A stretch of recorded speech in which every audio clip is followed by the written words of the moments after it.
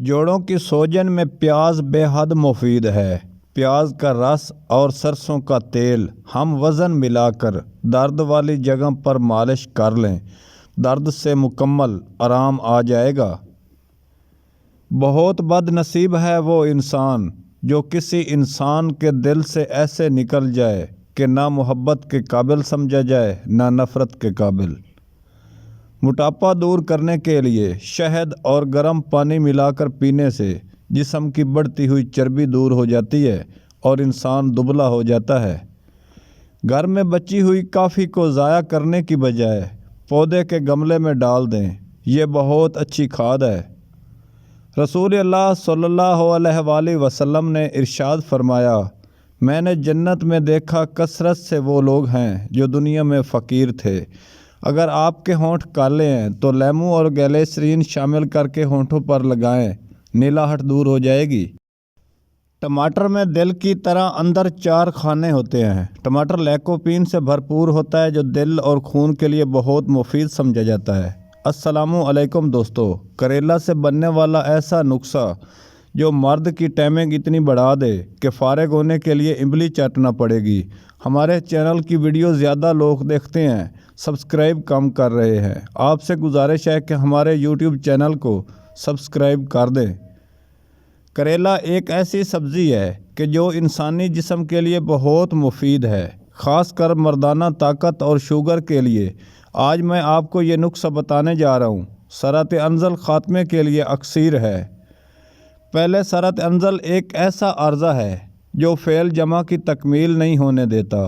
مرد اور عورت کے باہمی ملاپ میں حقیقی مسرت اور اطمینان بلکہ سکون و قلب اس بات میں مضمر ہے۔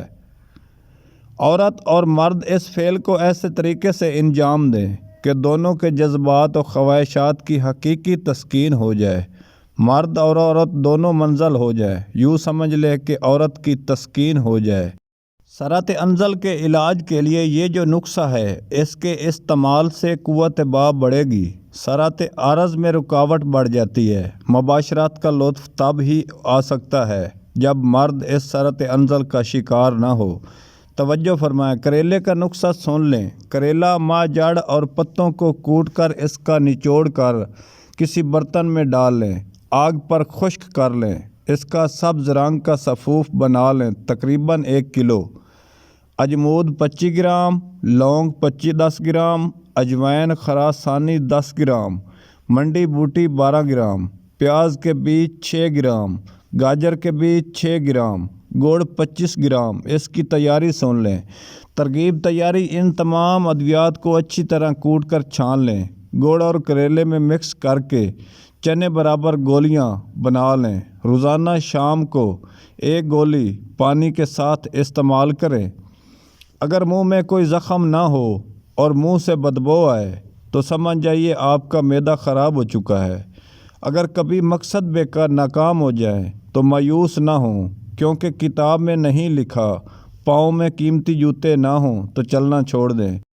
بڑھاپے کی وجہ سے آواز کانپنے لگتی ہے، ملٹھی میں گوشت ڈال کر تھوڑا سا کھا لیا کرو، آواز کانپنا بند ہو جائے گی۔ اگر سر کے بال وقت سے پہلے سفید ہونے لگیں تو مچھلی زیادہ کھانے سے بال سفید آنا رک جاتے ہیں۔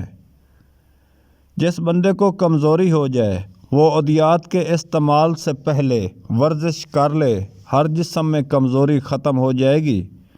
اگر پھل وغیرہ کھانا کھانے کے بعد کھایا جائے تو دانتوں پر میل نہیں جمتی، دانت چمکتے ہیں۔